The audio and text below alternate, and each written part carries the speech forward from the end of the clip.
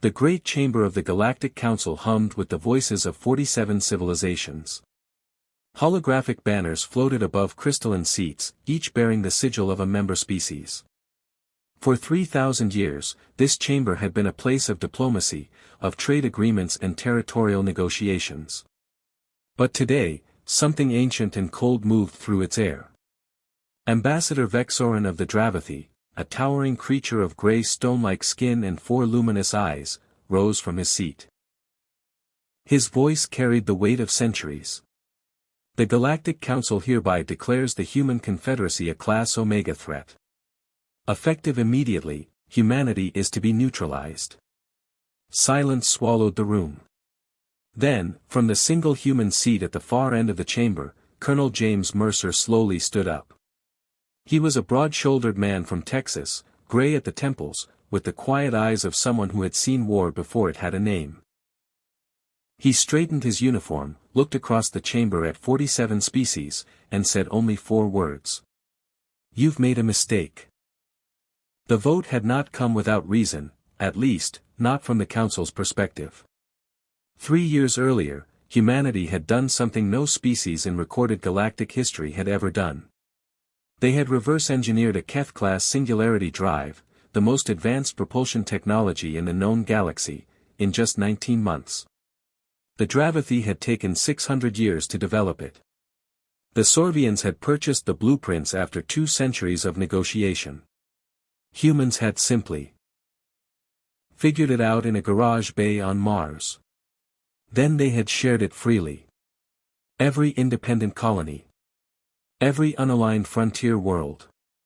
Every species that had been priced out of deep space travel suddenly had access to the stars. Trade monopolies collapsed. The Council's economic stranglehold on the outer systems crumbled overnight.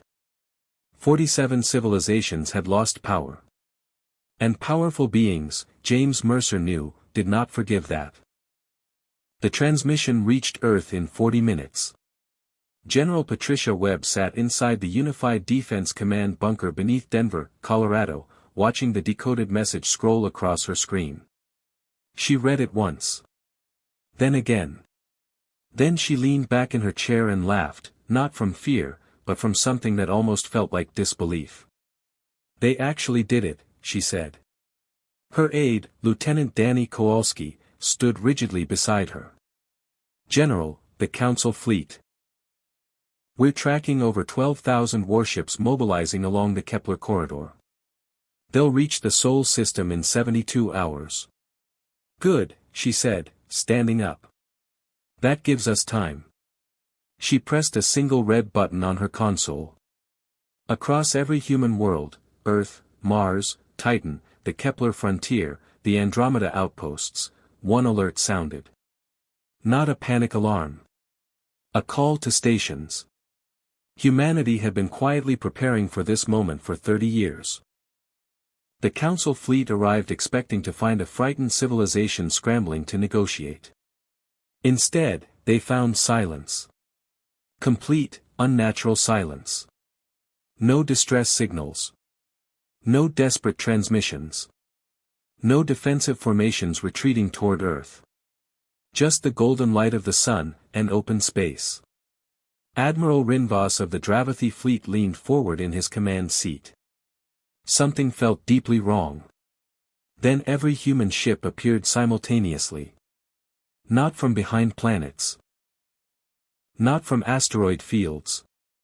They phased directly out of fold space, surrounding the Council fleet on all sides in a perfect geometric formation, 3,000 vessels, each running dark until the very last second. The human ships were smaller, but their hulls carried an energy signature that Rinvas's scanners had never once recorded in any database. Something new. Something human. Before a single weapon was fired, General Webb's voice came through on every Council frequency, calm as Sunday morning.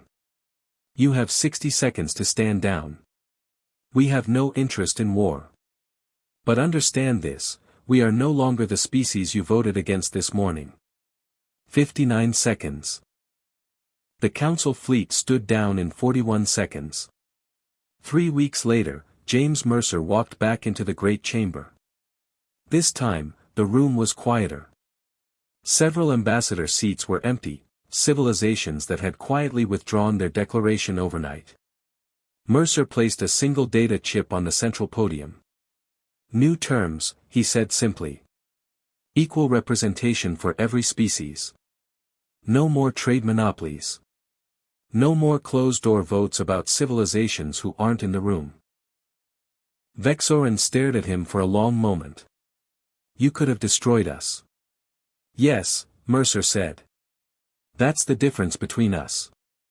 He turned and walked out, and for the first time in 3,000 years, the Galactic Council had no idea what came next.